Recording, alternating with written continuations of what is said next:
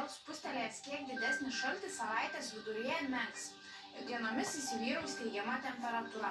Krituliai dažniau ir į didesnę šalies dalį užsuks, bus įvairūs. Antradienio naktį liksime anticiklono įtakoje. Sniegas nenumatomas. Dvelks vos juntamas vėjas, o temperatūra pažemės iki 18-23, vietomis 12-17 laipsnių šalčio.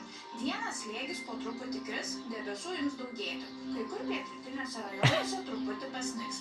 Įdienojus termometrai rodys 7-12 laipsnių šaltį. Trečiadienio naktį vietomis numatomas nedidelis sniegas. Papūs ramus pietinių krypčių vėjas. Žemiausia temperatūra sieks 8-13, kai kur pragiedrėjus dar spės atvėsti iki 14-18 laipsnių.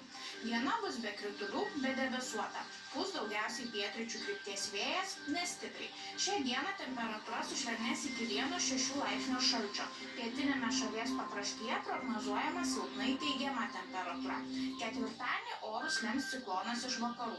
Naktį vietomis truputį pasnigs. Dieną krituliai išplis į daugelį vietovių, sniegą ims keisti lietus. Stiprės pietryčių vėjas. Paryčiais temperatūra mažai skirsis nuo trečiadienio dienos, vyraus tas pats 1-6 laipsnių šaltis.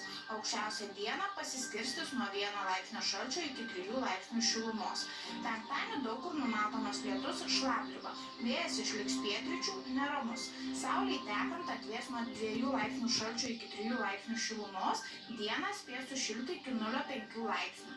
Pagal dabar turimus duomenis savaitgalis prognozuojamas be kritulių. Pūs vidutinio stiprumo vėjas.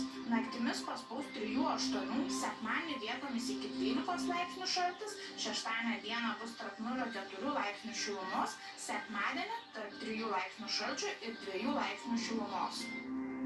Šiąnakt bus giedra ir sausa, kai kur rūkas. Žemiausia temperatūra 20-25, vietomis 15-19 laipsnių šalčio.